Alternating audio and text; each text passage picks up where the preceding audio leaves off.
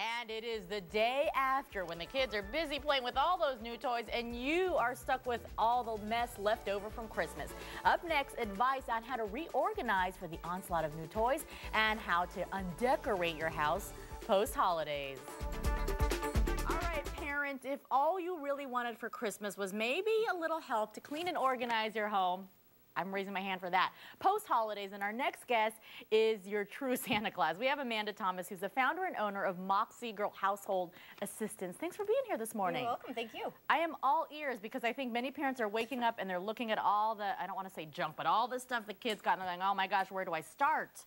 Absolutely. I know everybody's waking up. They've got toys everywhere. They have new stuff. They have old stuff. And it's all in a big pile right now.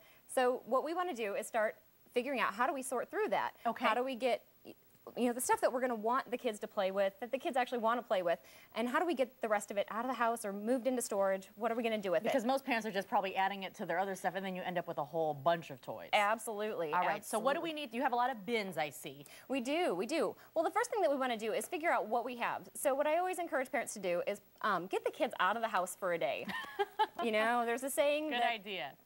Cleaning the house while the kids are home is like shoveling while it's still snowing, and it's totally true. If a kid starts to see you pull their toys out and think that they're going to, be leaving the house, all of a sudden that's going to be their favorite toy. You're going to have a meltdown. Save yourself the heartache and send them to Grandma's house for the day. Just do this on your own, the first Great part of it idea. at least. Okay, so we have the kids out of the house. Yep. First thing you're going to do is you are going to start sorting the toys. You're going to look for toys that are trash. And, we're going to be looking for things that, cute as this is, and, you have this sentimental attachment to it. You love the person who gave it to your child, but you only have one puzzle piece. This is trash. I'm sorry. They can't do much with it. Right, absolutely. Okay. You don't want to donate something like this. Nobody else wants to play with your puzzle with one piece. Okay. So we're going to get rid of that one. You're going to look for things that can be repaired. So we've got this little van over here. This is great. It's got the doors off, but they can easily be snapped back on. So you're looking for things that can be easily repaired. That's going to go in a second pile.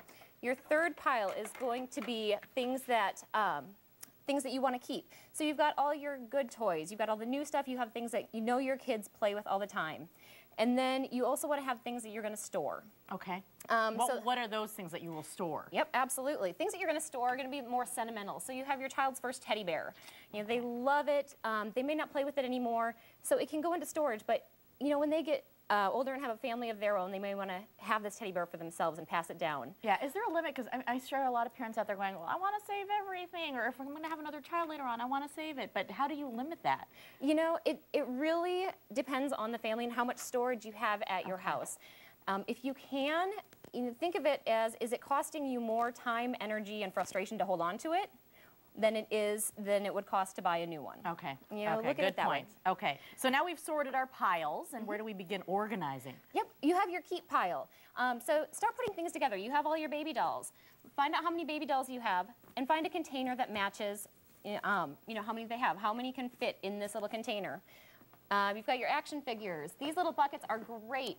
These are at the dollar store, actually. So they only cost really? Yeah, I know. Aren't they cute? They fit books. They fit action figures. Whatever you want to keep out.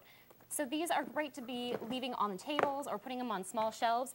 Think about, too, how big your child is. Are they going to be able to physically lift this off of a shelf? And more importantly, are they going to be able to fill it back up with all the toys and put it back on the shelf? You want to make it as easy as you can for your kids to be able to clean up after themselves. Okay, good. So once they're in the containers, you can grab these great labels. Super easy. Print them off on the computer. Stick them on there. Nope, not very straight. There we go.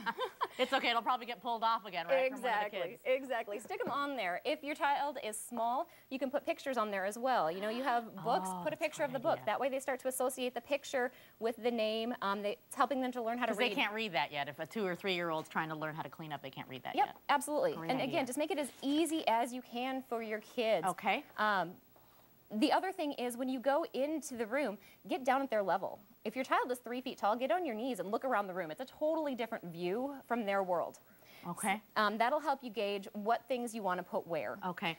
And I'm getting the wrap, and I know we haven't even covered undecorating your home, so give us a quick tip because you have some great tips on how to recycle stuff. Absolutely. There are great containers that you can buy at the stores, but don't even worry about that. Ziploc bags are great for holding your light hooks from outside. Your lights, take them down, wrap them around your arm, take a little zip tie, put them on great there. idea. You don't have to buy the expensive reels. Put a label on them so you know exactly where they go on the house. Egg cartons are great for small ornaments. You can just stick them right in there. And then your shirt boxes and present boxes. Just grab some tissue paper, put your flat ornaments in here. Oh, and it helps recycle. Yep, absolutely. I got to pull out of my recycle bin already then. Exactly, exactly. Don't spend the money if you don't have to. Amanda, thank you so much for these great tips. You're As you can see, I'm all ears going, okay, what else can I do when I get home? Thank you so much for joining us. Again, it's Moxie Girl Household Assistants, and we have all the information on how to get a hold of Amanda or any of the help on our website at azfamily.com. Javier, there you go. You can organize now all your ties maybe with some of the hints here. Are you taking her home yet? Am I taking her home yet? I already probably made an appointment possibly, right? Did you? All right. Thank you very much.